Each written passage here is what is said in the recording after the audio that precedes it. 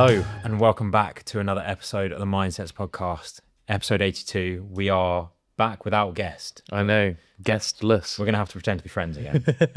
How are you? What have you been up to? I haven't seen you since the last episode we filmed. Yeah, which, I mean, in show business was only like a couple of weeks ago. Last week, It feels like a longer time, doesn't it? Lots has happened. Yeah. I've done a Hyrox. He's back out there. I'm back out there. How'd he go? Back in the deep end. PB. PB's a PB. There we go. More in the tank, left a lot on the table, but you know, you can only learn from race experience. So go Where back was out it? there. We went to I was actually going to make a joke about it, but like we went to Toulouse in France. Lovely. Like lovely Really? place. Yeah. Usually it's like you see the airport, you see the Airbnb, and then you see the exhibition center. Yeah. It was similar to, it was like the French equivalent of the Excel Center, apart from it was really sunny and it was kind of nice. But we actually spent some time in Toulouse, the Pink City, as it's known. Any reason? I think because the buildings are like terracotta or something. Okay. But that's all I can tell you about it. It was lovely, it was sunny, and it was a nice weekend away. Can you talk about your nails, please? Because you're waving them about and these have happened since I last saw you. I don't really know why, but it was something that we decided to do, and I kind of like it. Was this you and Hugh? Yeah. Okay, cool. So we went to the nail salon, which was a traumatic experience for so many reasons. I feel like it was something that everyone needs to experience at some point in their life. We probably don't have time to depick it, but we went in and Hugh went first. And then we ran out of time. So I didn't get mine done. So we had to go back the next day. But Hugh only got 3 nails done. Yeah. I went full in with the 5 nails, but then bottled the other hand. Okay. But there's lots more layers to the story, but I'm kind of into it.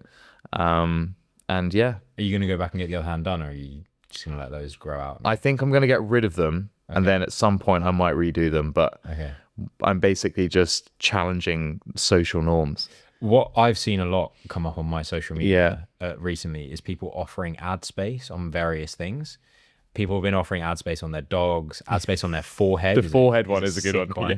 You've got ad space on those fingernails right there. You know, little QR code, scan the QR code. Yeah. But we just thought it was a fun way to kind of promote the brand and get Roxed out there, and it kind of looks funky and it's kind of cool, and like lots of compliments. Because the thing was, I hadn't seen you, and for those that follow us on Instagram, if you don't, at MindSets_podcast, you put out a behind the scenes post, and in there you are with the hand, and I was like, haha, that's sick. Got to be GPT's generated. I was like, that's a joke. Yeah. And then Jake Williamson commented like, sick nails. And I was like, oh, funny, because ChatGPT. Actually, I've made it. As soon as I saw that comment, I was like, this is good. He likes the nails. We're good. And yeah, they're actually. I think honestly, they should catch on, because it's the experience of getting your nails done at a nail shop or a nail salon, whatever you call it, is truly traumatic. I've only ever looked in and immediately looked away. Like I can't make eye contact because I feel like everyone stares at me, and I hear they're always talking about you in a different language behind your back. So we probably don't have time for me to go down the whole rabbit hole of the story, but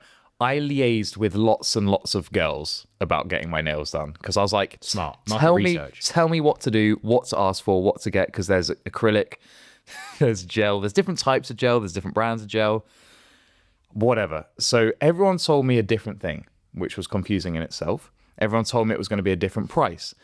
All of these different parts of information that didn't really come together as a whole thing, which fulfilled me with confidence when I walked into this nail salon. Yeah. The one thing that no one told me about was how rude the people were going to be in there and how traumatic it was going to be. Because I'm there getting my nails done, like messaging, being like, this is traumatic. And they're like, yeah, of course it is. It's like, you didn't tell me that.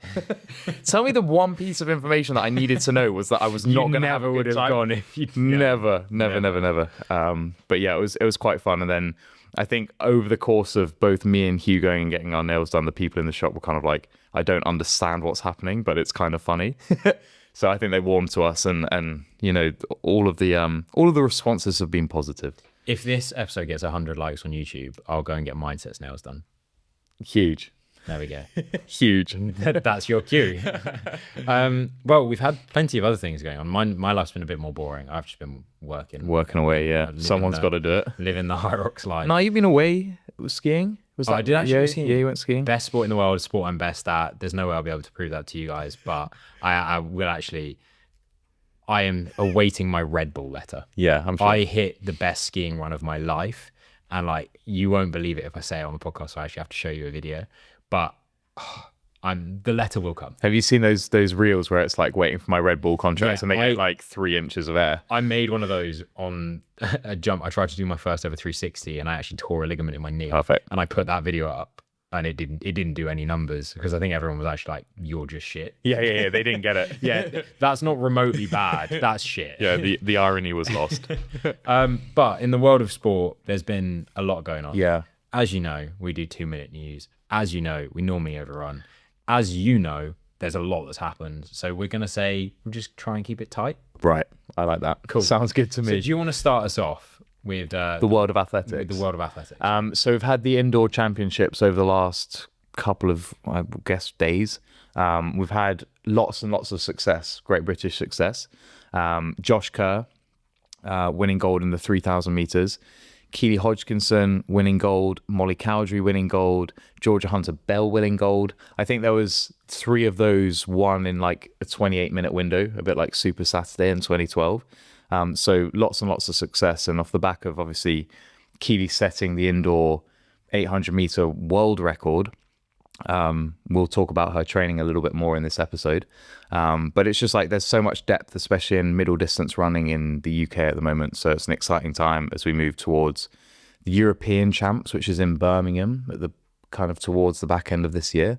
But lots of good athletics to look forward to this summer and hopefully more success for GB. Yeah, there was an interesting fact you gave me as well about her. She ran her 800. Oh yeah, and I don't know where I saw this, but I'm sure it's legit. So she yeah, we're all about that legit fact checking. So she ran the 800-meter final. I think then an hour later she was then running the 4x4, which I think the British girls won as well. Don't quote me on that, but she ran the fastest leg out of any of the girls, which is insane. Insane. Especially because it's like it's not her like specialist distance as well, and it's off the back of running. Yeah, she's honestly a freak athlete. Next piece of news I've got is from the football world. Mm-hmm. Mo Salah's leaving Liverpool. Is he? He is, and now there's this debate whether he's a Premier League legend, whether he's not. Is he the best striker in the Premier League at the moment? All I know is he's not in the Premier League anymore, so why are we having the conversation? Do you know where he's going? Do we know? No, he's just said that he's leaving Liverpool. Okay. I think there's been a bit of a. I think he's been on the bench a bit this season, fine. and I think it's just come to the fact that he's Is he getting past it? going to move away. I don't know enough about football to pass any comment. I don't know. I would say, as a person that's been a fringe football interest fan, that Mo Salah has been an incredible player. He's just not for me on the level of some of the like absolute legends. The GOATs. The Rooneys. Oh yeah, The Thierry Ronaldos, Henrys, the Messis. Like, I don't think he's even Ruvan Nistelrooy's. he's not in the same conversation in the Premier League for me. I mean, I think if you're a Liverpool fan, you would strongly argue that because he was there for the entirety of the golden era. So anyway, gutting for Liverpool fans, not as gutting as seeing Arsenal win the Premier League. However, Oh no. on the flip side of On the Arsenal flip side. winning, there was another score you want to talk about. Yeah, I'm peripherally involved in a lot of Tottenham supporters, and they've not been doing well. They got beaten. Are they in relegation? Are They're not having a good season. I think they are actually. Yeah, They're close. And I think Charlie mentioned that actually. So they got beaten by Forest on the weekend 3-0, which is just bizarre. And I think Forest are also in contention for relegation. So I think that was like a real flip result. But again, like, I don't know anything about football. So. As you know, you guys come to us for the best footballing news. The next thing that we should do is we should round up the Six Nations. Definitely. I boldly made a very safe prediction in the last episode. Yeah. I don't know if you recall that. Was it that it was pretty obvious, every single result. And I think I got all but one of them wrong. Yeah. Which really confused me. Yeah. So if we round that off, in the men's Six Nations, France won. Yeah. And England came second last. Yeah, perfect. Great. Fortunately, though, our A team is playing very soon.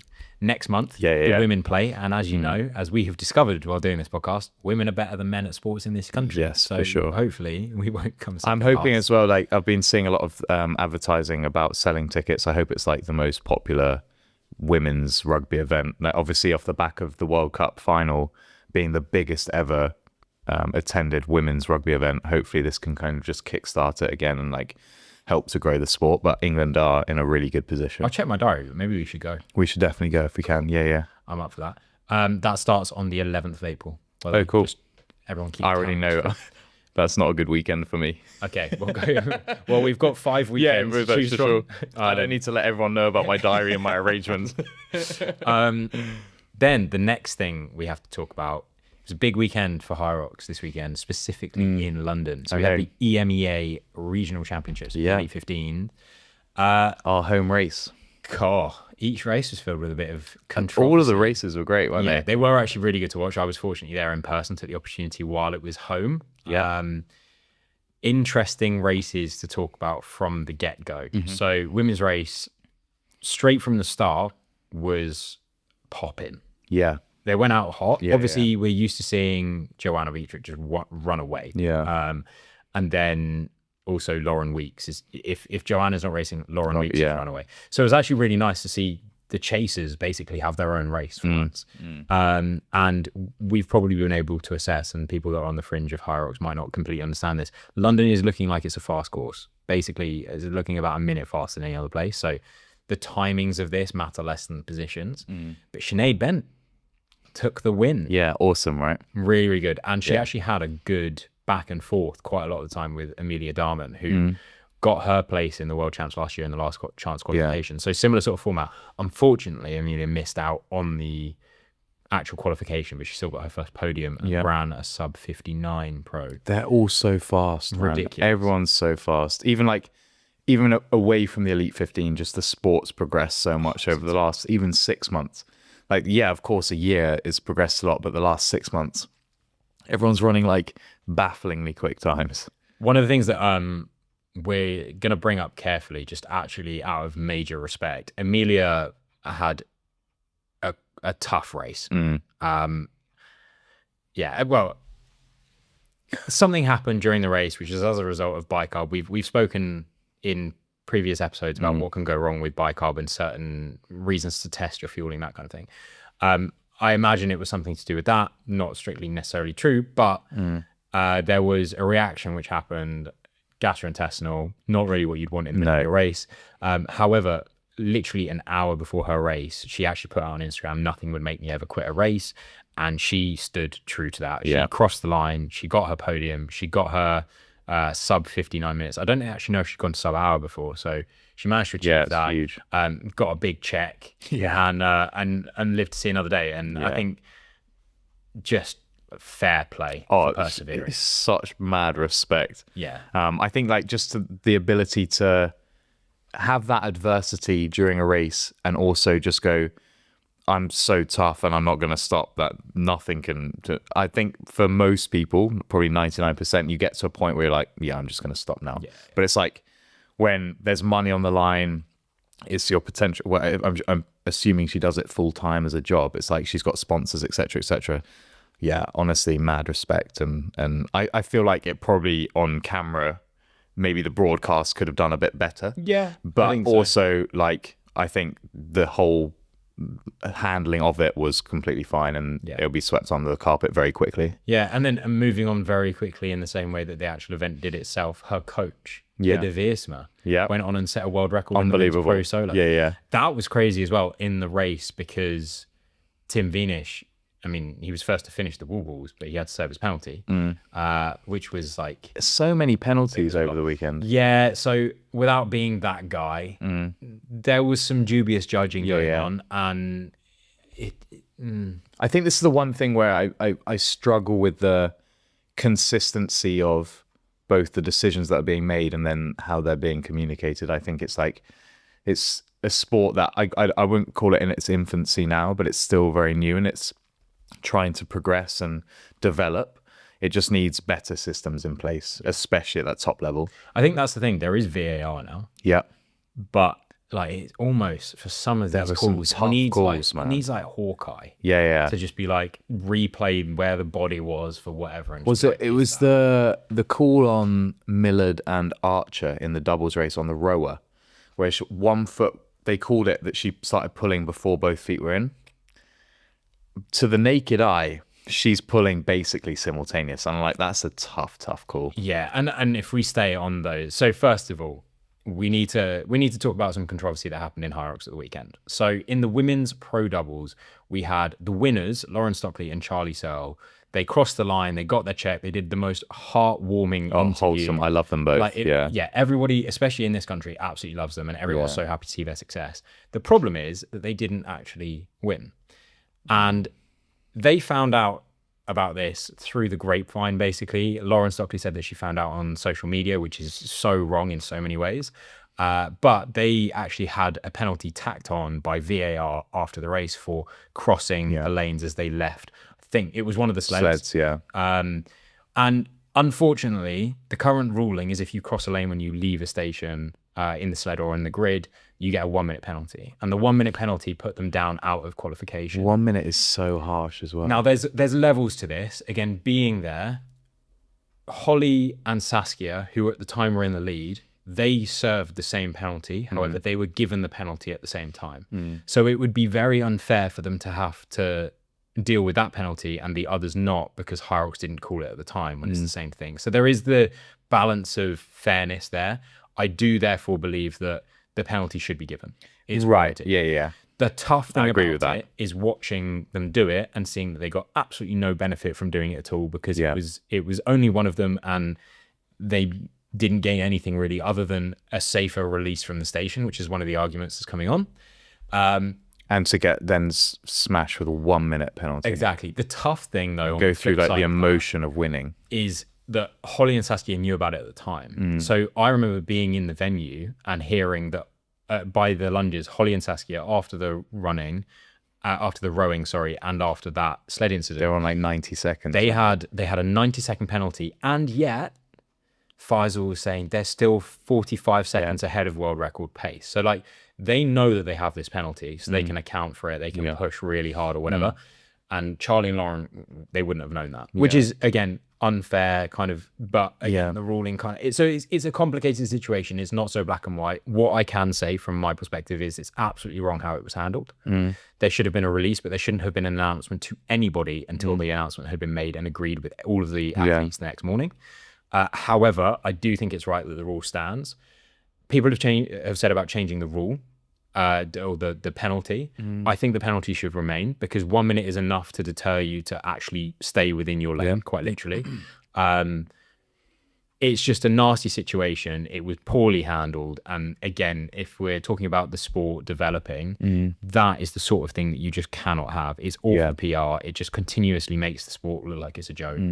And there are it's kind of like rock and a hard place, because also on the flip, as a developing sport, they need to have these rules in place so that when you do go and compete, you understand this is what's on the line. I'm going to leave no doubt. I'm definitely going to follow the rules.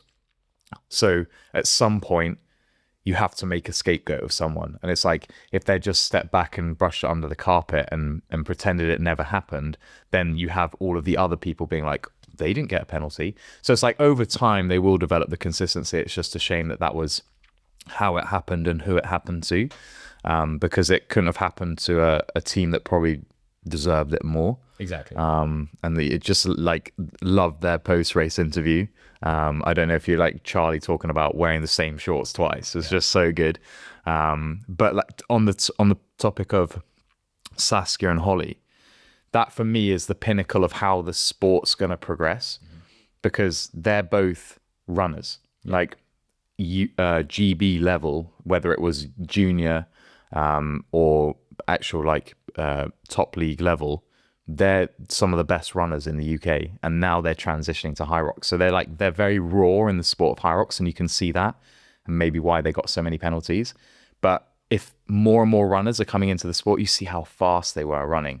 Honestly, it was insane. And so like how effortless the running looked as well. In the first lap, bearing in mind each lap must have been, I think it was just under 500 meters kind of thing. And it's not a perfect loop like a track, but if you imagine it being like a track, they were like already one of the 100-meter turns ahead by the end of the first lap. And I remember looking at them being like, they have gone out so hot. Yeah, crazy. And then it didn't change the whole race. They stayed at the exact and just same looked pace. comfortable the whole time. So comfortable. Yeah. It's really impressive. It was just like it wasn't even that they looked like relaxed. They just looked locked in. Yeah. And when they got to the station, they didn't look like. And just like mechanically sound with their running. Also silent. Yeah. When they came past, just floated past. Yeah. And then you have the stampede of everyone else coming past with like have come from various different backgrounds, just stomping up the ground. What I also found interesting was Tim Veenish, after they set the doubles world record in an interview. One, I didn't realize how young he was.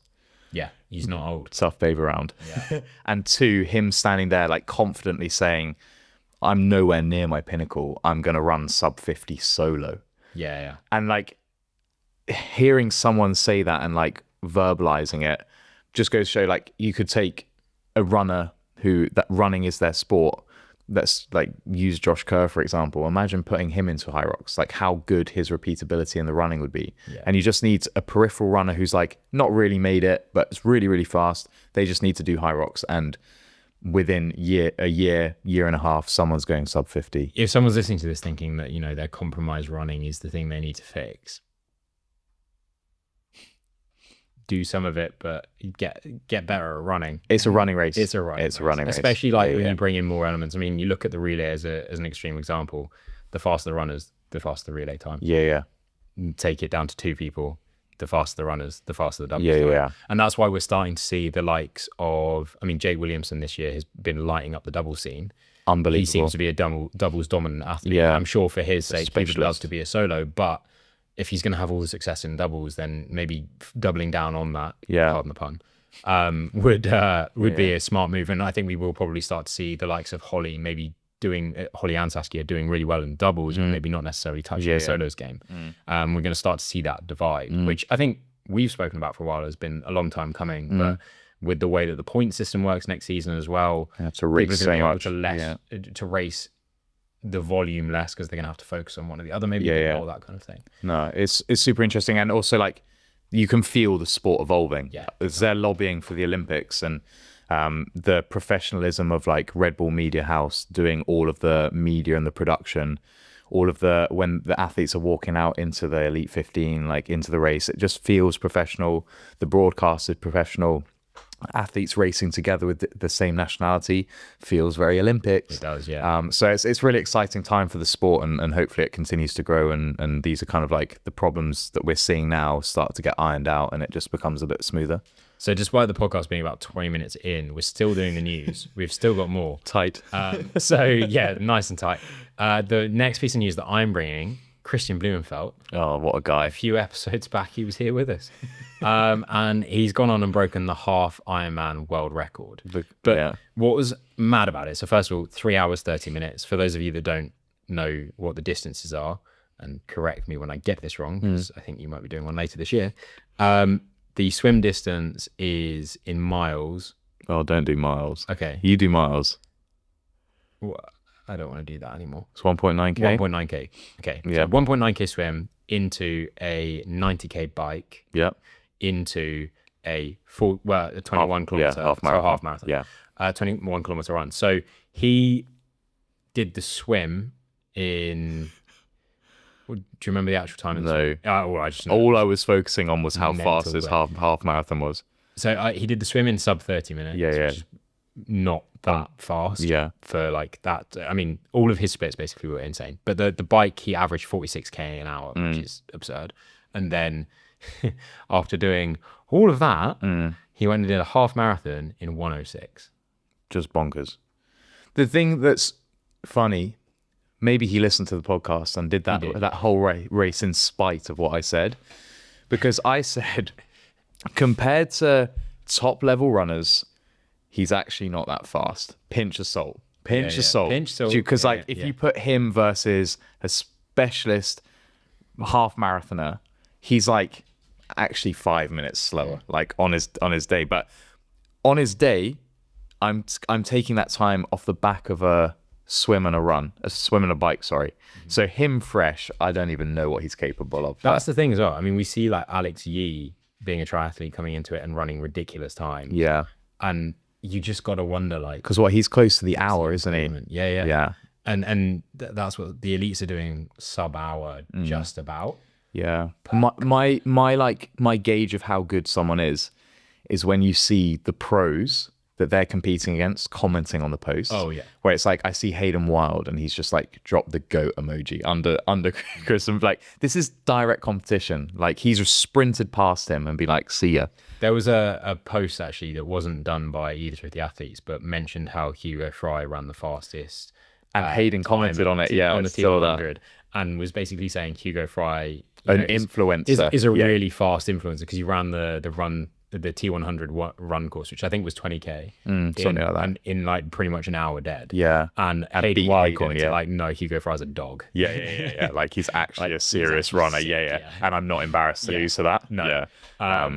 Anyway, you've got one. Yeah. So I was going to say, off the back of the commenting, what made me think of it was Mathieu van der Poel commented on Tadej Pogacar, very similar thing, like, because he won, what's it called, the San Remo, I can't remember what it's called. He won another one-day classic off the back of a couple of weeks ago winning again. He beat Tom Pidcock by, I'm going to say, 4 centimeters on the line, like a sprint finish. Tadej fell off with 30 kilometers to go, cracked his frame, bent the wheels so the discs were rubbing, and still managed to. He's actually insane. They went up the road. It was Mathieu van der Poel, Tadej Pogacar, Tom Pidcock, 3 poster boys of the sport of cycling. They dropped Mathieu, and then I showed you that video of them coming down the hill. It's just like unfathomable how good he is at cycling. I'm just like, and the watts he can produce. I'm just scared that someone's going to take him out.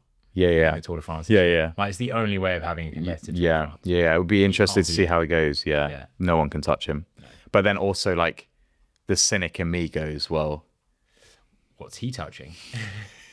You said it. What is he on? You said it. What is it? That water. But we should definitely look at his training at some point, because I think that'd be quite fun. Yes, we will do. There is one more point. Oh no. Which kind of helps us cross over into grind my gears, because one of my grind my gears this week is people that cheat. Oh, nice. In sports. I've seen a few people cheating at Hyrox the past weekend, just doing things and getting away with it where they can. However, there's a big controversy in CrossFit at the moment, and I'm loving it. It's good to see. Do you wanna I can't pronounce her name. Okay. I can't pronounce her name. Ilse Bovink. There you go. So there's a guy on Instagram called Hillafit, and basically he just scours the internet. I think this is his job. No, he doesn't have to do it anymore. Everyone just tags him. Yeah. So, well, he goes through tagged videos of people doing qualifiers, whether it's for levels like the CrossFit Games or the Open or the quarterfinals, doesn't matter, to regional competitions, to Hyroxers doing wall balls badly, and he basically just slates them and then does a load of detective work to figure out if someone's cheating. Someone sent him this video because no one had ever heard of her. She's got like sub 3,000 followers on Instagram and came second in the 26.3 with a ridiculous time. And basically he just pulled up the video and found out that she had like overlaid the clock, and she was using a training bar rather than a real bar, and it was all a bit fishy. All of this stuff happened. Anyway, he called her out, found out she was cheating, and I think she's been served a 4-year competition ban. Did she have to like prove it again? I think he asked her to do it again. Yeah. I think I haven't actually watched his full YouTube video on it. I've just heard peripherally people complaining about it in the gym. I think, so what I have seen from it as well was he did his video, and then she did a video screen recording his video, basically like mocking him for trying to say she was cheating. If you're cheating, bad idea. Yeah. The internet will serve the justice. Yeah, for sure. And it did exactly that. Yeah. So yeah, she's got a 4-year ban. It's tough. Which is, big time tough. But again, like, you're cheating. Yeah. But a similar ban if you were doping. It's also, is that ban enough? Because if she wasn't good enough to be that good in the first place, she probably wasn't going to get there. Yeah. But like, obviously all of the first stages of the qualification for the CrossFit Games are done in your affiliate, and you're done filming yourself and you submit the video. But at some point you do in person. And at some point you get found out because you're not the person you say you are. Correct me if I'm wrong, but even if you're filming it, do you not still have to have a judge there? Yeah. So who the hell was the judge? Right. And then it's just like, that's what, there's, your affiliate is no longer in good standing with CrossFit, let's put it that way, because unless you've basically just got your mate to come down with a piece of paper and be like, I'm just gonna. Yeah. But it's fascinating that people think that they can get away with that. Yeah. If you're going to cheat, just like subtly cheat. So the biggest news from all of this is that Ilsa is now a Hyrox athlete. I think that's probably what we're going to see. No more CrossFit for 4 years. Might as well. But yeah, have you got any... well, actually, should we crack on with the topic and we'll come back to grind my gears? Okay. That sounds like sounds good to me. So for those that have got to this point, we are talking, as the title says, about Keely Hodgkinson. So we're following on with our how does ex-athlete train? And given the fact that she is just an absolute weapon in breaking world records at the moment, Keely Hodgkinson makes perfect sense for us to talk about. So you're going to take the lead on this one. And I'm just going to throw random bits of information. I feel like this is a long time coming, because when we talk about athletics in certain contexts, there's basically two people we talk about, or two people I talk about. It's either Josh Kerr or it's Keely, depending on what's happening in the athletics world. Maybe sometimes Usain Bolt. But Keely Hodgkinson, she's only 24. She's won 2 Olympic medals. She won a silver, now she's won gold. She's reigning Olympic champion over the 800 meters. She's got the world indoor 800 meter record, and she's the 6th fastest ever outdoors. 6th or 8th fastest. I think it's 6th fastest. And she's only 24. Go on her Wikipedia, just scroll down and see all of the medals, all of the accolades. She's an incredible athlete, a specimen. So I think it's going to be fun to break down her training. So if we dive into it and just start basically breaking it down and looking at it, I think when you go back and listen to Charlie's episode and the episode that we did on Christian Blumenfeld, basically it was just volume. They do a lot of training. It's an endurance sport. Keely's training for an event which is like max 2 minutes long. So what you'll see is the limited volume, and she's training a lot more quality, and a lot of the reps are very, very short, because what she's trying to replicate is the sensation of the lactic buildup that she's getting over an 800 meter race. And if you don't appreciate what that feels like, go down to the track and run 2 loops as fast as you can, and then you won't want to do much else for the rest of the day. Try and run 1. Yeah. Most people are getting lactate by like 200 meters. Oh yeah. And then you got to do that. Yeah. And how fast they're going. You used to run 400 meters, and that used to be my least favorite distance. There's lots of PTSD from researching how she was training and listening to clips of her online talking about her training and the lactic and lying on the track for 30 minutes after session. So it's been quite fun to go down memory lane. But this snippet was stolen from Athletics Weekly. I think it was from her actual coach, who's Trevor Painter. And they're all based up in the north of England in Manchester. There's a group of them that train together. But I think this was from about 2021, and it's from a winter block. So that she's probably doing less fast stuff and building more aerobic base, but we'll be able to depict and maybe see what she does now and also in season. But if we just go through it, and feel free to butt in if you've got anything. But on a Monday, she's looking at something like 60 minutes low aerobic, and it's not just low aerobic, it's also low impact, because with such a high caliber athlete, the last thing you want to do as a coach is injure her. So it's like limiting the amount of impact she's getting across the week. So she's doing that either on our favorite, the cross trainer, or swimming. And I think with a little bit of Googling, also she has a bit of a background in swimming, maybe when she was a lot younger, and then her dad kind of persuaded her to pursue athletics. But I assume she's probably quite a good swimmer. She's also doing some core work. Now, the core work resonates a lot with me, because when I trained on track, we just did so much core. And when you think about the mechanics of running and the stability, especially when you're getting into the back end of a race where there's a lot of lactic, the analogy we used to say is it's almost like you're running through treacle down the home straight. And there's so much mechanical breakdown that if you have a sloppy core, that just gets perpetuated, right? So, you know, and I've spoken about this on the podcast before, I have an anterior pelvic tilt. Yeah. I only became aware of that when I started doing sprint training in my last couple of years when I was at Loughborough University, because I was going to the sessions. We weren't necessarily we weren't actually necessarily doing like some core training to begin with.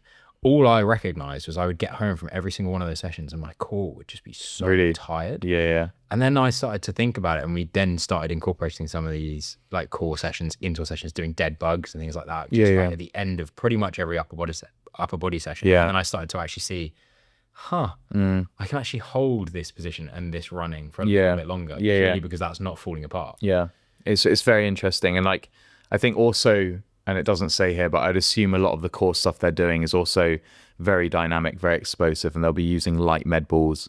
I don't know if you've seen any of the videos of like the groups training together on the track, but they're basically yeeting the D ball as high as they can, chucking the med ball against the wall. But there's also very specific strength and conditioning where they'll throw med ball into, like, if you're watching on YouTube, you can see me acting this out, into like their stride pattern, that kind of thing, or like throw the med ball straight into a sprint, that kind of thing. So it's a lot more dynamic than just, we're going to lie on the floor and do crunches, basically.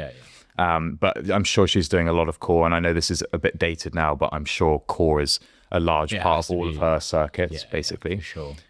So then, and again, you'd probably be surprised at how little she's actually running across the course of the week. And we always talk about like people doing crazy volume. I'm training for a marathon, I'm doing 200K. Keely's doing like very little volume, because she's trying to develop fast twitch fibers, and like that tolerance to lactate, rather than being able to just go slow and long. Also, because of the intensity of the running, when she does run, the recovery time is way higher. Yeah, for sure. For quality. So track Tuesday session. And again, this is going to be so specific, and they're not always going to do the same session on a Tuesday, and the sessions will progress across the block. But the examples they've given here, anywhere from 600s to tempo efforts to 300s. And then once they've done their track work, which we'll talk about in a second, they'll do another 30 minutes slow and easy, probably on the cross trainer, just to build that volume. Maybe closer towards the season, and I could be wrong, you can go either way with this. Maybe closer towards the season, that 30 minutes on the cross trainer turns into some more time on the feet, but maybe not.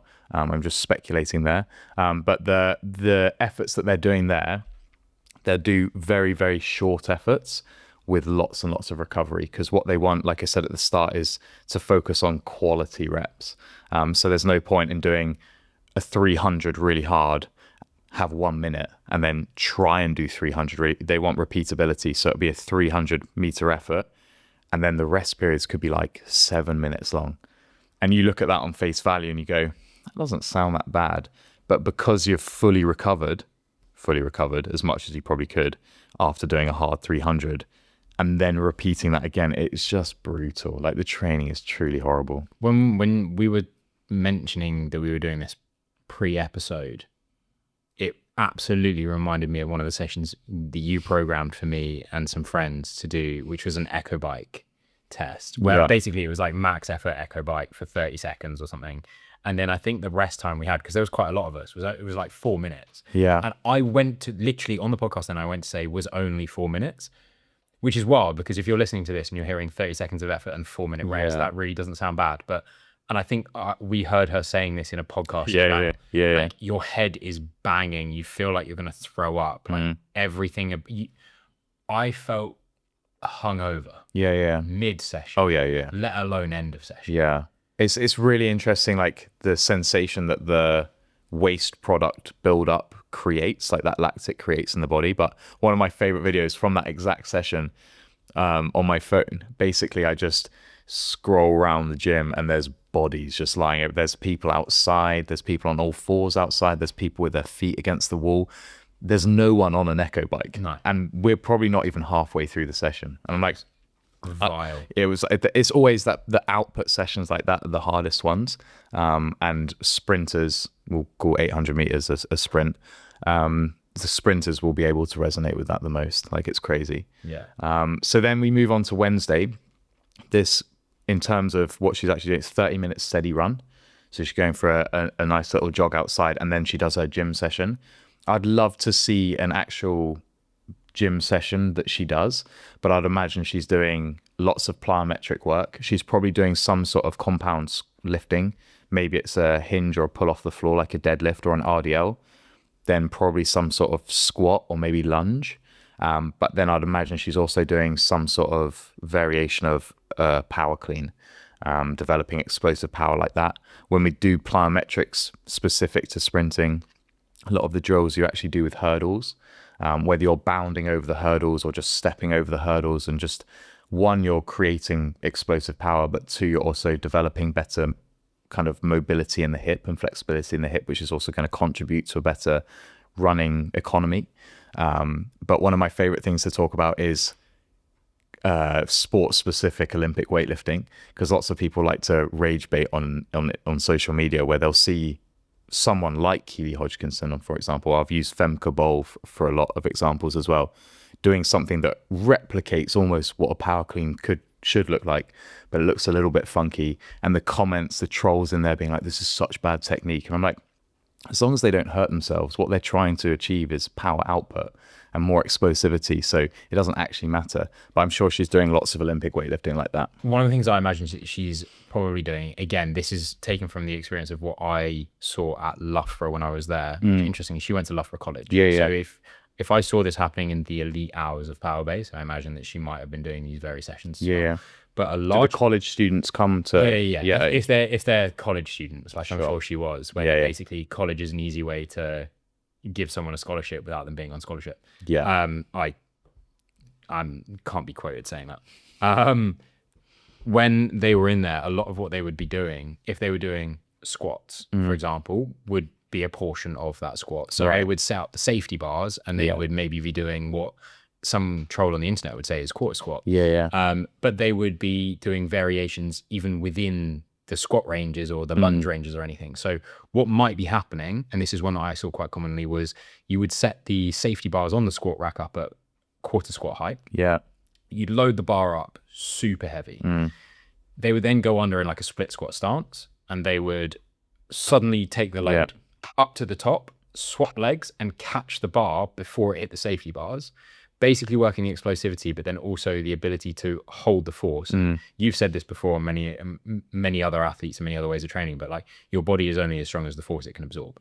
So I love that. When they are doing that swap of the leg, they're then training their other leg that hasn't been explosive to still be able to absorb the load. And when you think about running, there's two things going on. There's force production and there's force absorption. And so you're doing that in a highly specific, highly loaded environment, because what you don't understand in running is the sheer load that you put through your ankles and through your Achilles tendon, especially if you're doing shorter distances. So you're really like priming that. And that again comes into like doing the power cleans.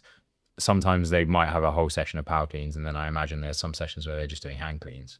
Just to work that part of the moment. To be honest with you, I think it's like a risk reward. Most of these people, or most of these athletes, either go from hang or go from blocks, because there's like reduce the risk of pulling from the floor. Again, you've got one of the most high caliber athletes in the world. You want to wrap her in cotton wool.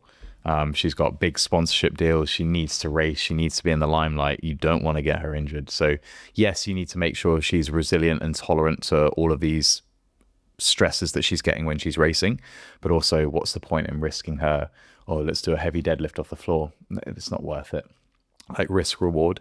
But moving on to Thursday, this is probably the one that I'm most interested in. The example that her coach gave was 3 times 8 minutes in the morning. I don't know what rest that's going to be off, but 8 minutes is probably on the very end of the VO2 max spectrum. So I'd imagine she's getting probably close to 1-to-1 rest, but probably at least 5 minutes of rest off an 8-minute effort.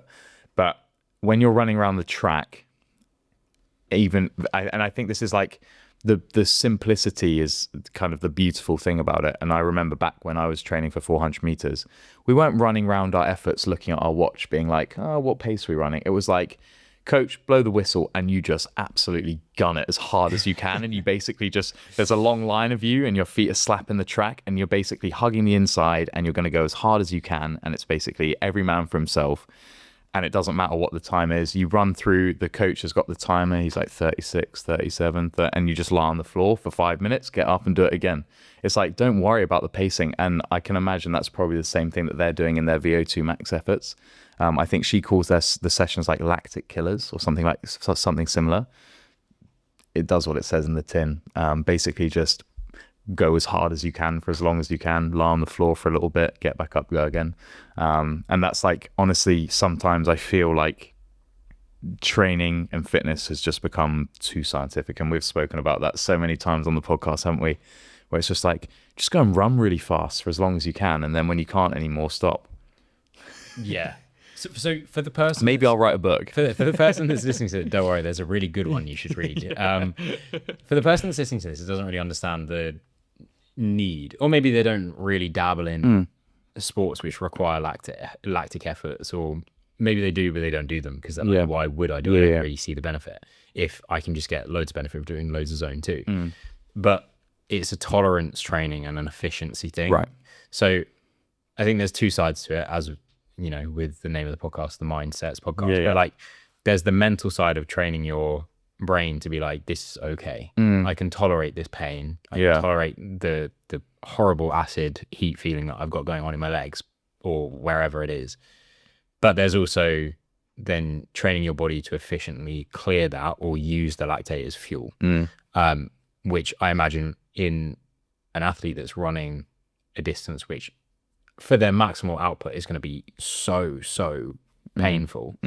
It's something that they're going to have to do pretty regularly to get used to that, both physically and mentally. Yeah, it's actually a really interesting one because I don't know where I saw her quoted on it, but she was on a podcast, and the podcast host seemed to be surprised that as an 800-meter runner, she wasn't just doing loads and loads of 800-meter reps.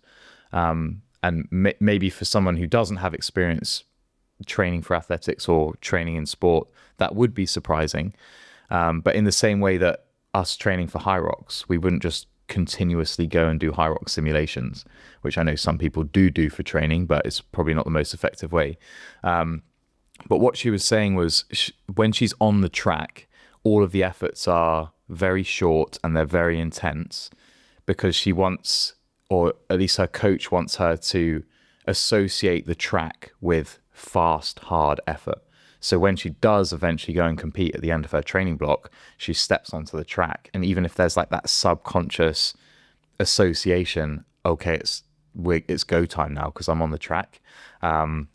And I resonate with that because I can't walk past an athletics track now without getting butterflies in my stomach. And my dad, who also ran track, he was an 800-meter runner, slightly longer than me. I remember he was taking me to go and play rugby when I was younger. And by the rugby pitch, there was a track that you always had to cross. And he always used to say that to me. He was like, always get butterflies in my stomach. I'm like 40 years on from when he was racing as well, which is like, it's just clearly some deep-rooted PTSD. But I'm sure it's the same for her. When she goes to the track, she's like, I know this is going to be such a tough session. Like, it's really interesting to at the same time as you get butterflies, like some of the track sessions, and I wasn't doing track in the same way. I've been to the track far less often than you have. I probably still get nervous with the idea of doing a track session. Yeah.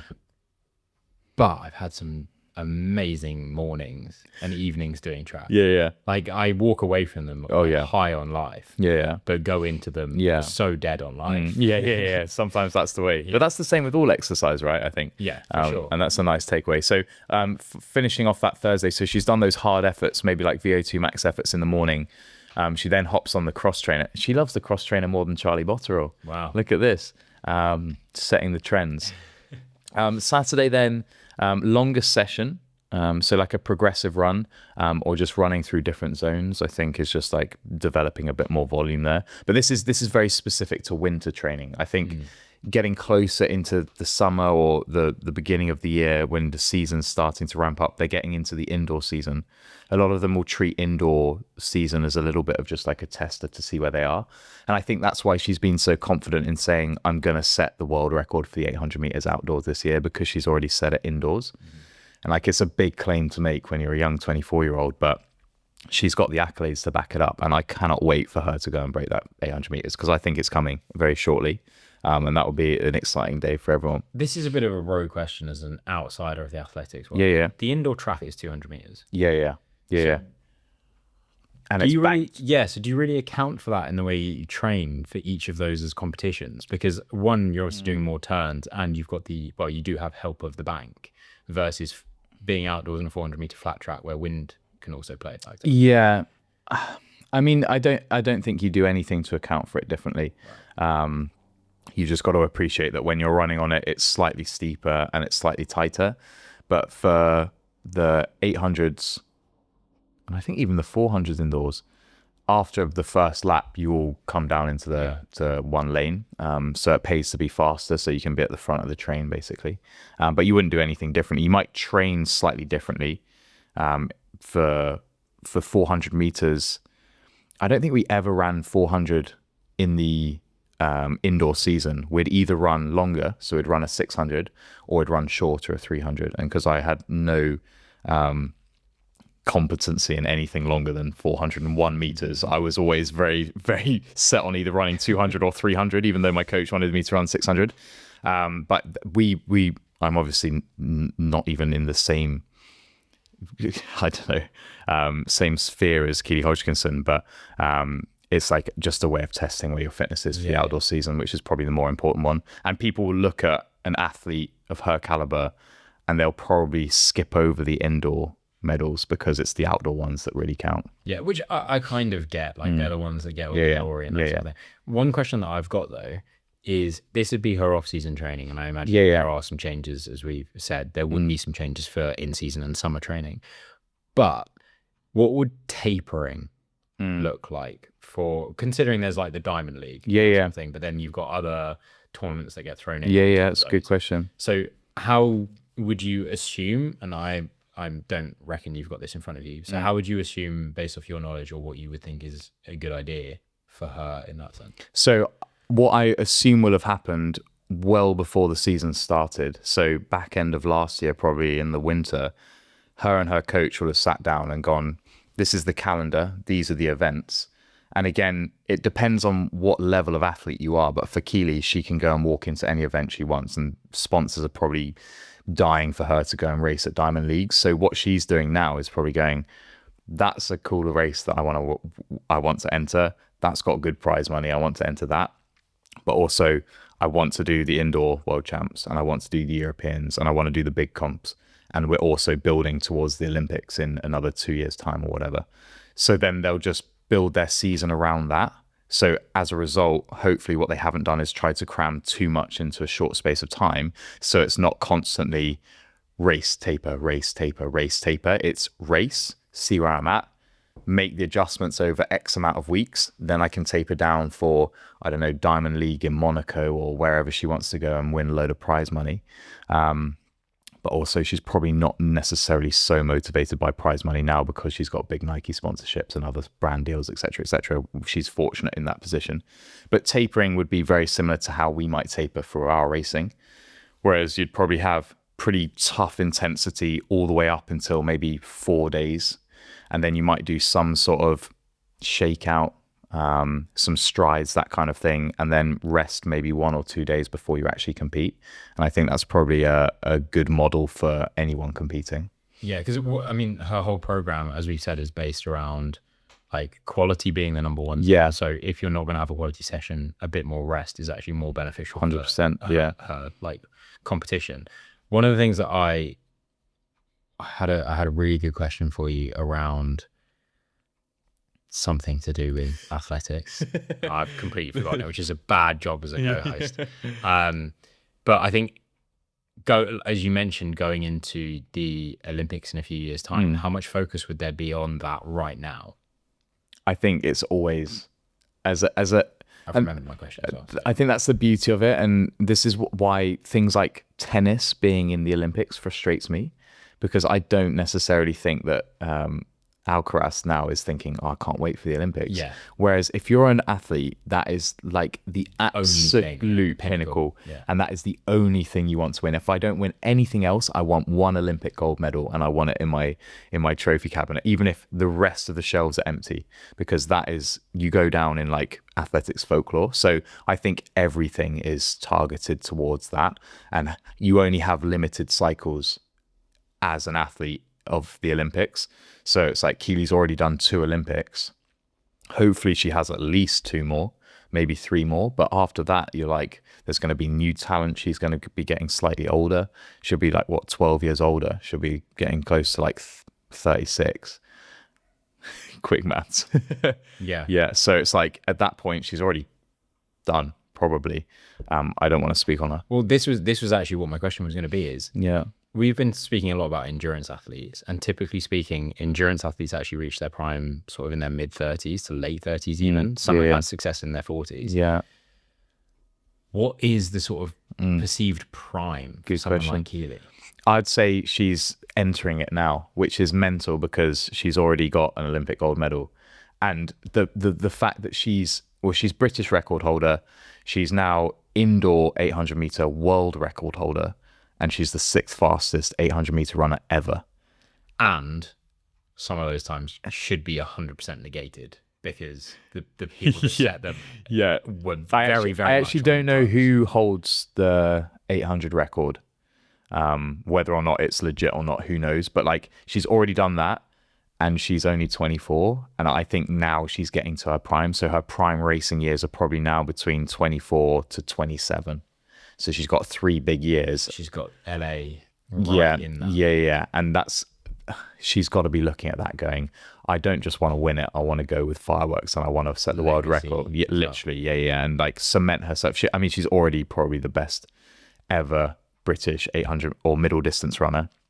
But like to win another gold medal, to back it up, go back to back is huge. But yeah, I mean, like typically for that sort of distance and that sort of sport, I'd say anywhere in your early 20s to mid to late 20s. And I think you come into like your endurance era, maybe like 27 to early 30s, probably.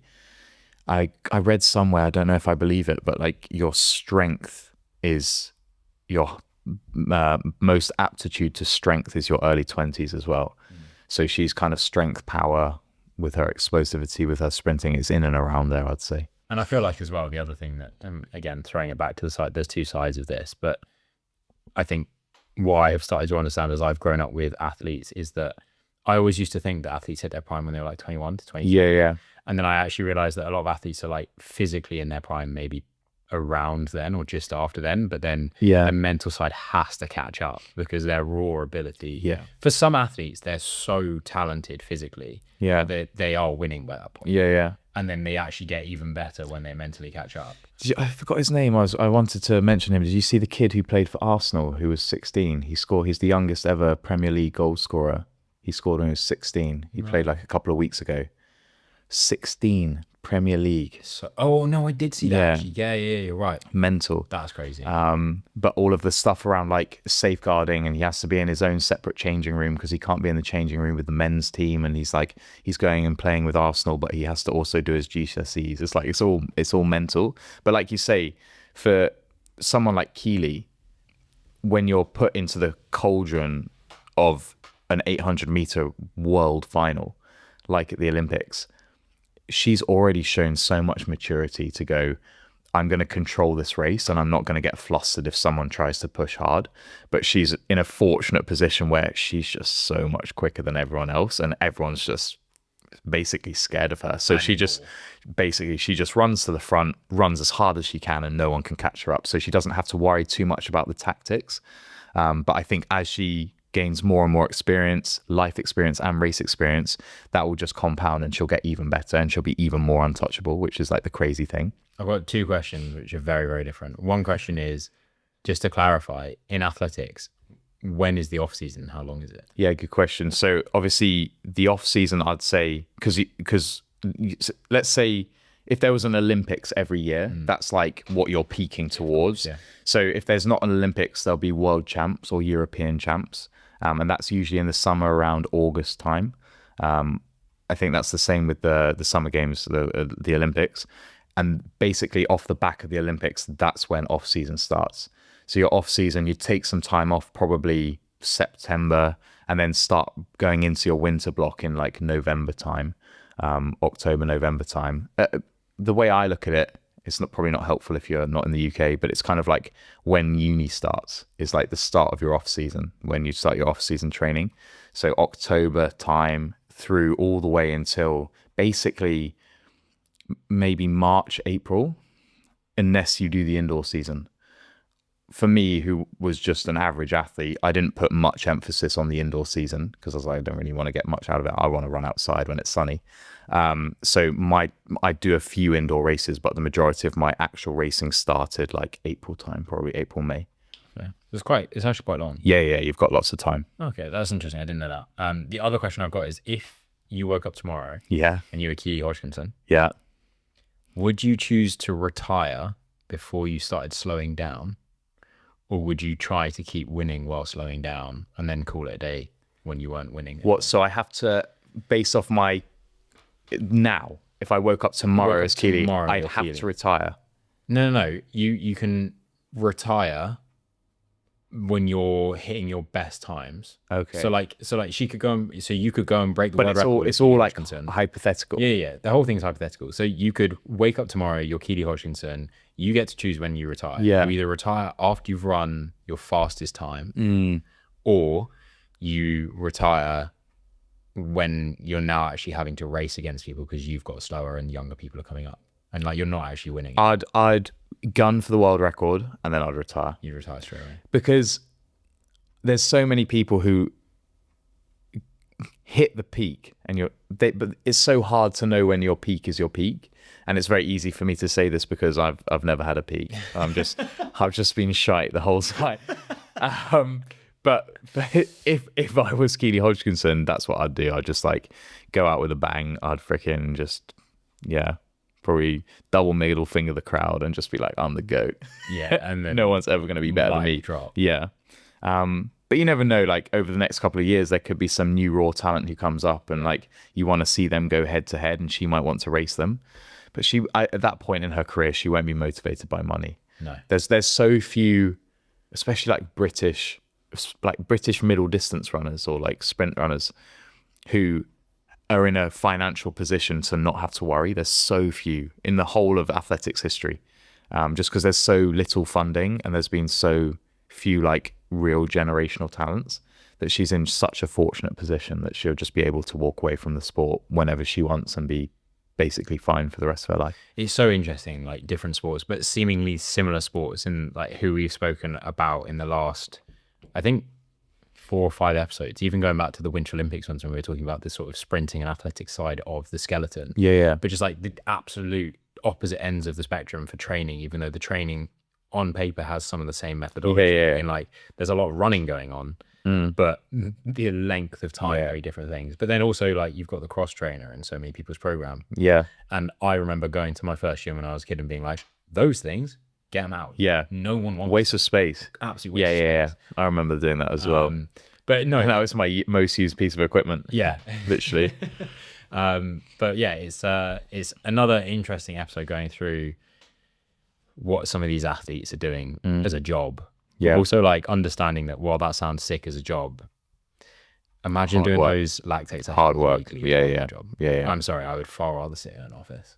And I'm like, she's gaining all of this recognition and she's winning these titles because of the hard work she's doing. Yeah. And it's very easy to forget that. And it's also so like, again, commending her because she has all of these brand deals, she has all of this attention on social media, and she will still go and bin herself on the track. Oh, yeah. Which is sick. So sick. Yeah.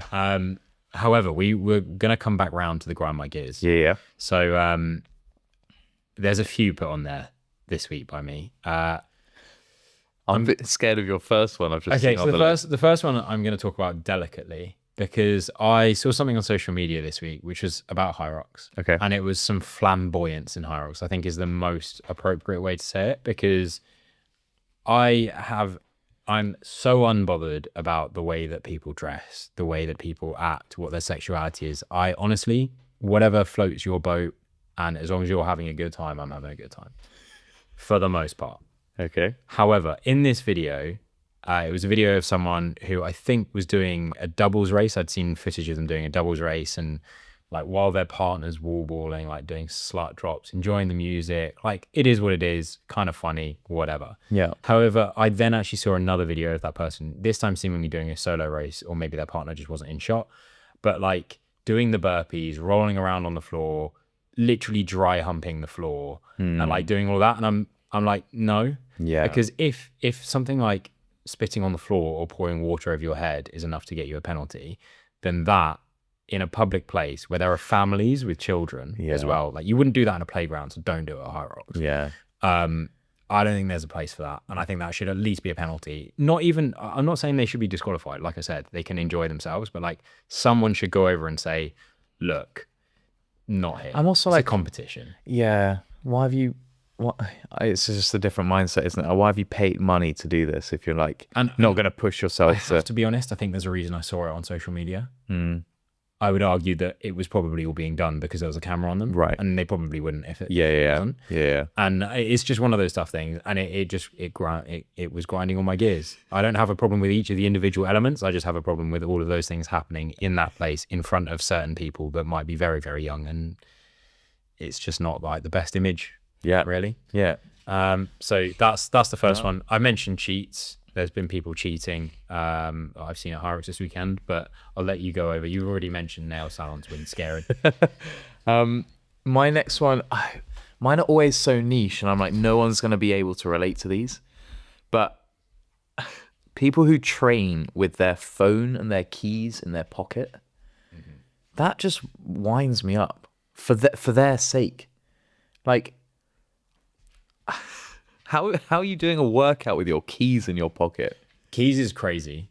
Even running with my keys pisses me off. So there's no if things Doing a hide it. burpee with your keys in your pocket. Yeah, that's painful. It's loud. It's annoying. It's just dumb. But I will often get to the gym, start doing something, then be like, oh, my phone's in my pocket. Yeah, well, that's really annoying because I'll have a bar and I'll be hitting my phone. Yeah, Please don't but then it's like you'd take your phone out. You wouldn't then continue to have your phone in your pocket. Real side question. What do you do with your phone when you take it out? Well, I have the luxury of not training in a commercial gym. So what do you do? I just put it on the side. You walk over and you put it down carefully. Yeah. That's so rogue. Everyone knows that when you're in You just the gym, drop it. You take it out. You drop it spin on your hoodie. You drop it on your foot or your hoodie. Yeah. I don't know why that's acceptable. Yeah. Everyone does Spin it. it, yeah. And then you do a couple of laps around like the 1 meter radius of the machine. And Yeah. then you sit back down and you do whatever you're doing. Buy the liquid chalk. So the only issue that I've got at the moment, and this is attached to one of my big grind my gears this week, which is thieves. Okay. I, at the moment, have been training with my phone in my pocket. Okay. Not because I think someone's going to steal my phone, but because I'm currently using wired headphones. Oh no, because someone stole your AirPods. Someone stole my AirPods. Oh, I was at wired Hyrox. headphones are cool. I was at Hyrox this weekend. By the way, this is all initially my fault. Okay, so I was wearing the hoodie I'm currently wearing now, and in that hoodie pocket was my AirPods in my AirPods case and a lens cap off one of my cameras. Annoyingly, actually off a lens that I was hiring for the weekend. Oh, perfect. But I got really hot because I was running around. Those of you that have seen me working at one of those events know that I run around.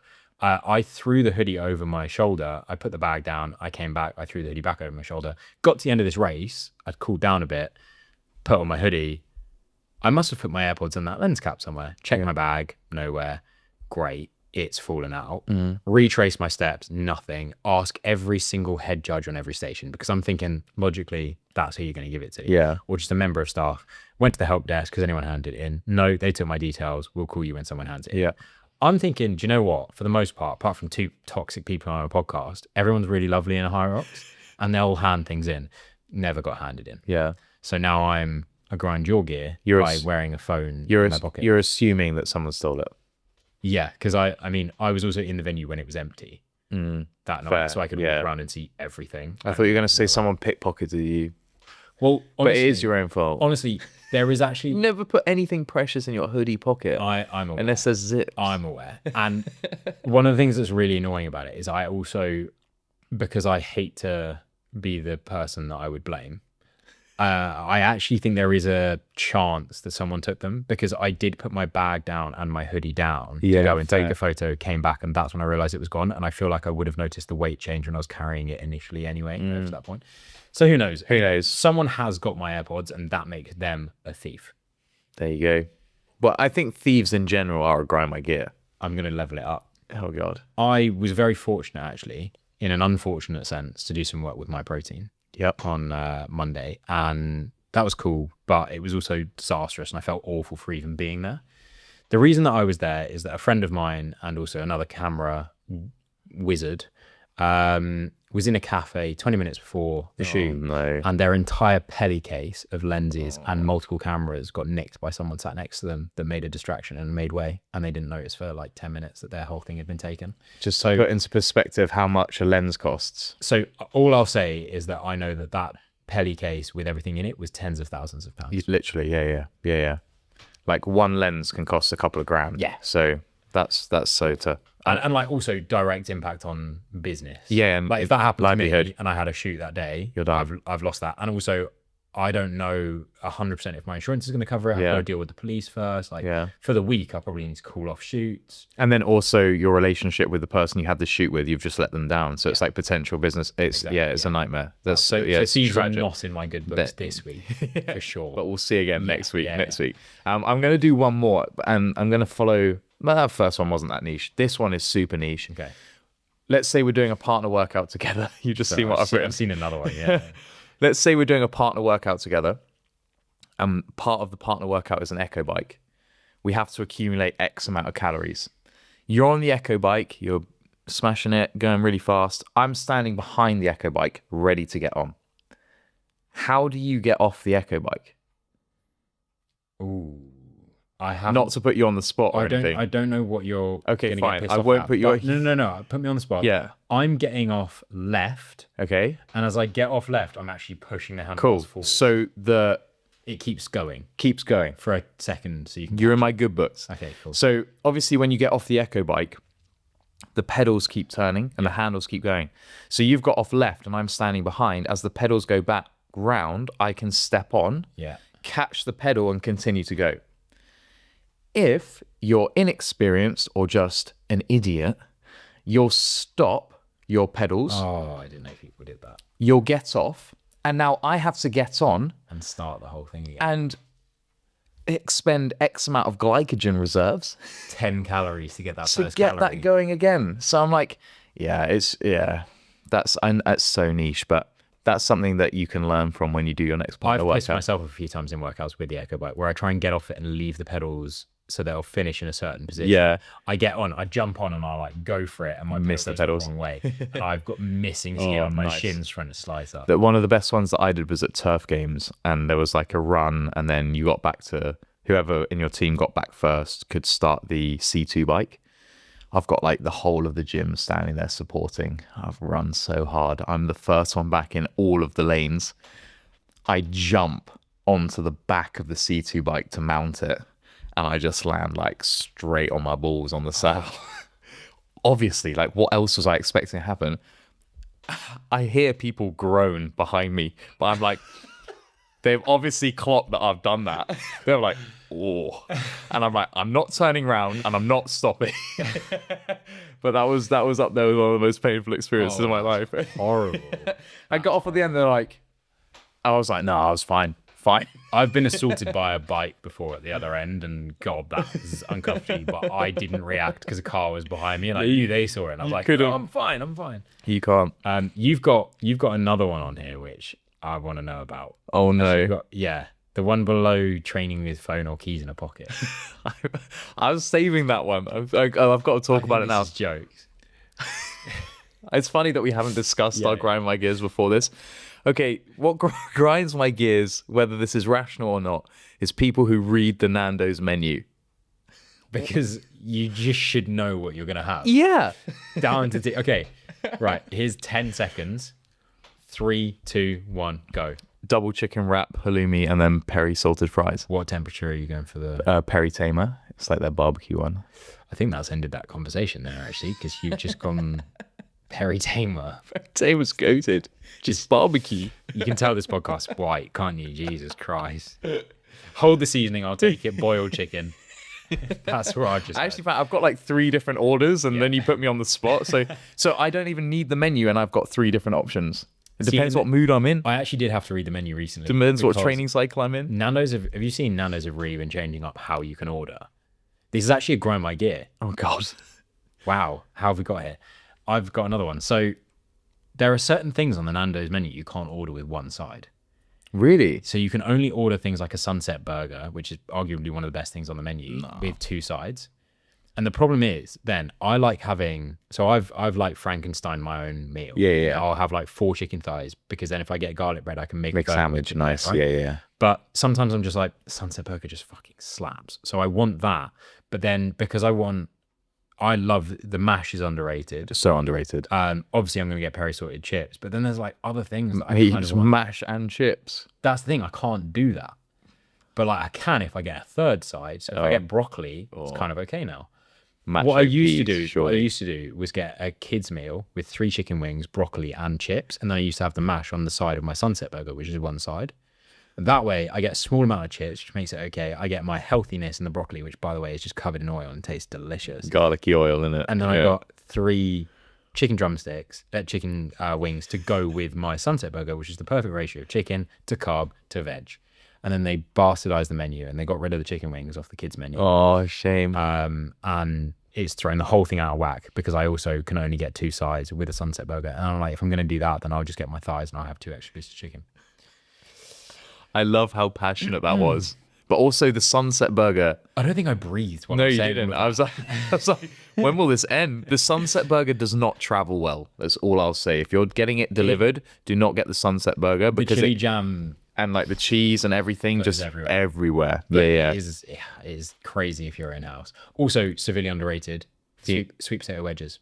I'm not even a little bit underrated. I love them. Yeah, they're a starter. Have them as a side. Yeah. Again, for sure. Another reason that I would want one mate, side. The halloumi sticks as well. They're just expensive for what they are. I give you that. I for sure give you that. I think we could talk about Nando's for a long time. What's so funny is in every episode recently, we've been like, we could talk about this for so long, and it's been about something really specific and niche in sport and performance, and we're now talking about Nando's. I also, because I re-listened to the Charlie's second episode on the way here, actually. I feel like we cut short the meal deal bit.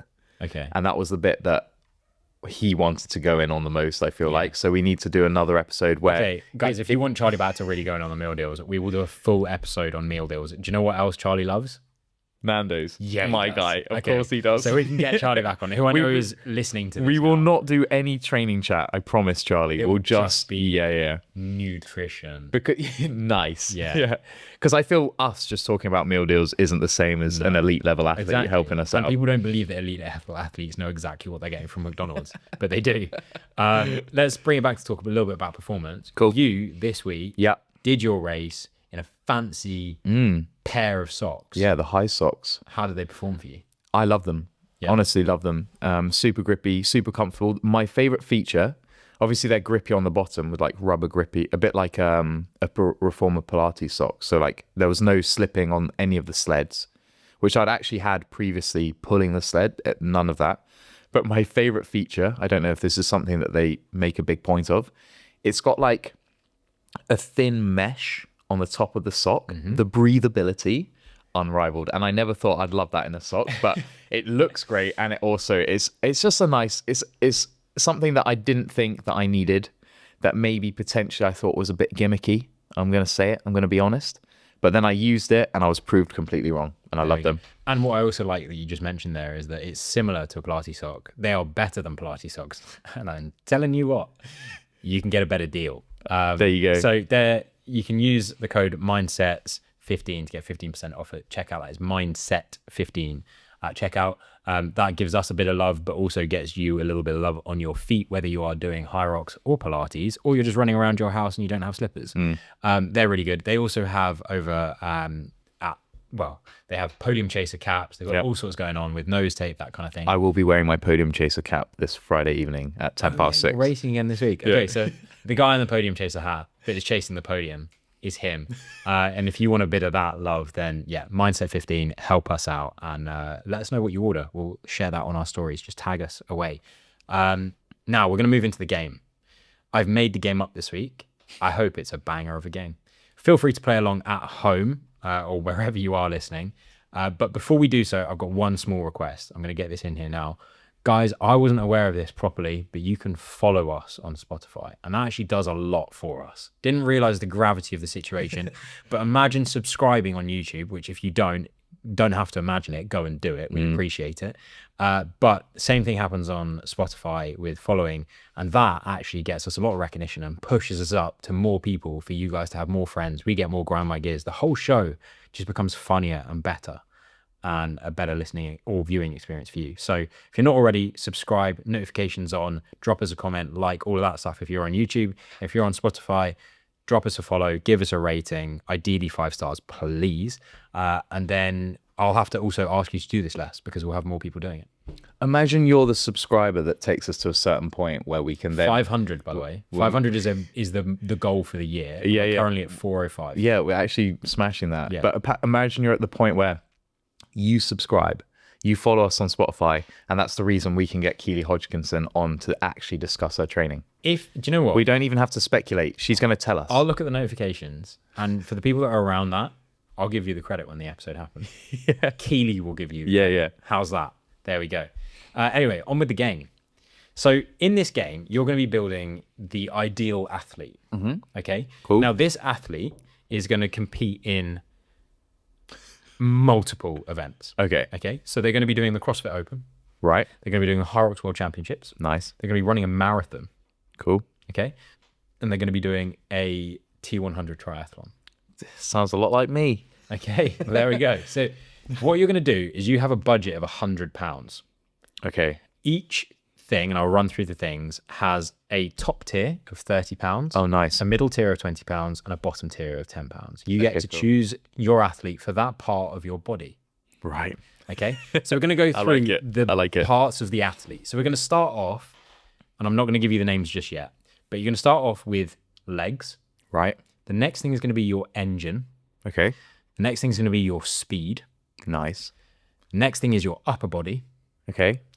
Next is mindset. I love that. And then the last one is your injury likelihood. Oh, cool. Okay. Okay. So starting with legs, and I'm not going to give you all of the athletes across all of them. We're going to go. So I've got £100 budget. How many? 6. So 6 sections. So if I was to go top budget for all of them, I'd spend £180. Okay, fine. If you went middle budget for all of them, you're still overspending slightly. Okay, that's good to know. Wait, middle budget was 20. Yeah. Oh yeah, you're still spending over. Okay, cool. Okay. Easy. Right. I'm gonna smash it. Legs. Saquon Barkley. Oh, is £30. nice. Nice. Big running back NFL. £20, David Beckham. Okay. £10, Eddie Hall.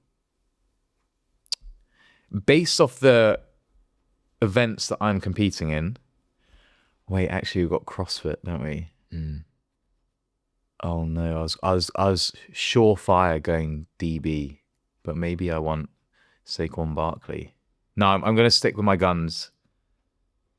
I'm going to go middle tier, David Beckham. £20, £80 in the That's a budget. bargain. That's a bargain for David Beckham's legs. Engine. Okay. £30, Big one. Tally Pogacar. Okay, nice. £20, Charlie Bottrell. That's a bargain. £10, Keely Hodgkinson. I mean, based off the events that I'm doing, I've got to do a T100. I've got to run a marathon. Today, Pogacar seems like a good time to spend top tier money on this. Bear in mind, after 2 out of 6, you just spent half your budget. Yeah, but engine for these events is a big one. Okay. But also, like, the events that I'm doing, Charlie's very specific to, he'd be good at the CrossFit Open. He'd be exceptional at the Hyrox World Champs. He'd probably be damn bloody good at running a marathon. And he'll get through. I'm going to play it safe, and I'm going to save the 10. No, today Pogacar's like the guy. I'm going to be sensible. Stick with my head. I'm going to go Charlie Bottrell, a bargain of £20. Awesome. I think that's money well spent. I think that was it was going to be really between one of those two, and I think you have to go with Charlie. You have to, yeah. Speed. Here we go. £30, Eliud Kipchoge. Nice. £20, Usain Bolt. Yeah. £10, Andy Murray. God, I was just gonna say, out of the, because the speed thing, you've given me 2 different scales, but I'm trying to do good at endurance events, I don't need Usain Bolt speed. Okay. I was going to say that speed is almost irrelevant for this. And I was going to just shout out 10 quid before you even said who the £10 was. But now you said Andy Murray. I've never seen the guy run further than 5 meters. It's tough. To the net. But if I spend, what am I on now? You spent 40 quid. You got 60 left. Think how good I'm going to be at the marathon. Think about that Instagram post. if you go Elliot. Yeah, if I have his speed. I'm beating Hugo Fry. I'll be the fastest influencer. I'm beating everyone. Speed, though, for Hyrox. Bear in mind, like, you're not actually getting any of the athletic trait of the person. Like, you're not going to have their legs. You've already got your legs. It's just what is the speed potential of those legs. So the top speed. I don't love the other two for my athletic escapades. Bearing in mind what we've got left is upper body, mindset, and injury likelihood. Yeah, I'm gonna drop 30 quid here. You're going for Eliud Kipchoge. But then I have to do bottom tier for all of them. I'll offer you. Oh no, alone an extra £10 on your budget. For what? Just because you're a nice guy.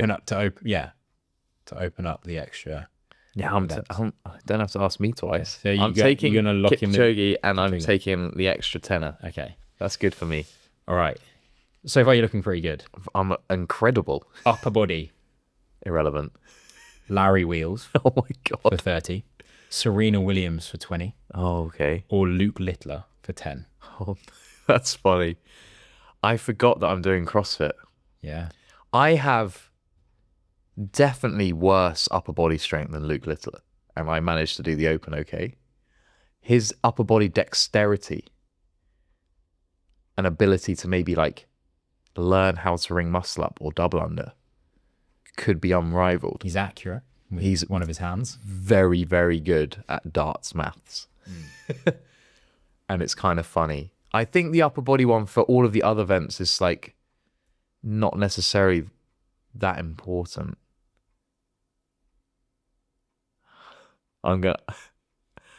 Wait, how much money have I got left? I've got 40 quid left. 40 quid left. 3 events. Serena Williams would be strong. I'm gonna save my money and take Luke Littler's upper body strength there. It's not even upper body strength. It's just his upper body. Oh no. Okay. I'm taking it. Yeah, okay. This is an interesting build. It's gonna look mindset. Funky. Okay, this is a big one. £30, David Goggins. Yeah. £20, me. Okay. £10, Ilse Bovink. For reference, if you've already forgotten who that is, that's the CrossFit of the cheats. She's gonna find a way to win. And I've got not much money left. You've got 30 quid. And one more section after this. Yeah. And it's injury, propensity to injury. It is. I'm gonna take you. I'm gonna spend 20 quid. Spending 20 quid, which leaves you 20 quid. Injury likelihood, £30, LeBron James. Okay. £20, Tia Claire Toomey. Okay. And then for £10. Well, I can't take either of those. I've only got a tenner left. I thought you spent 20 on the last one. Didn't you have 40 quid left? Did I? No, you didn't. No, yeah. So unfortunately, you're left with the injury propensity of Jack Wiltshire, Derek Rose, and yourself. It couldn't be worse. So I'm not doing any of these events. You'll turn up to 1 or 2. Oh no. So to summarize, I've got an incredible athlete. You have an incredible athlete. You just can't do anything. So you've got David Beckham's legs. You've got Charlie Bottle's engine. You have Eliud Kipchoge's speed. You have the upper body of Luke Littler. You have the mindset of me. That's good. And you have the injury likelihood of yourself. What a shame. It was going so well. It's like owning a Bugatti and not owning the key. I can't start it. Yeah. You could have had Usain Bolt or Andy Murray's speed, and you could have at least Tier. Yeah, I would take Tier's solid. Yeah. She just gets pregnant a lot. There you go. I mean, there's no real decider if you're a winner or a loser there. I imagine someone listening did better. If you think you got the perfect athlete out of all those options, genuinely, whether you're on Spotify, because you can do that as well, or YouTube, drop a comment or send us a message on Instagram, because I would love to see the athletes that you guys built, and maybe we can discuss those, or maybe they'll even provoke more people for us to talk about their training programs. I, for one, would love to see Eddie Hall with Keely Hodgkinson's intensity as an engine, with Eliud Kipchoge's speed. Oh my God. And the upper body of Luke Litter as well. I think we should break down Luke's training plan. I actually have seen it. Have you? I know it. Oh no, it's pretty wild. It's a lot of gaming. It's a lot of gaming darts. Yeah. But yeah, guys, if you haven't already, obviously we've asked if you could do us the absolute pleasure. It means a lot more than you know, and I believe, correct me if I'm wrong, Charles, it's actually free to subscribe and follow. Could be more free. It's literally the cost of maybe 0.1 calorie to move your thumb over to that button. We would really, really appreciate it. Likewise, if you could follow at MindSets_podcast on Instagram and on TikTok or anywhere else, share all the reels with your friends, like them as well. That would be huge for the program. Other than that though, anything else from you? Thanks for listening. Amazing. We will see you guys in the next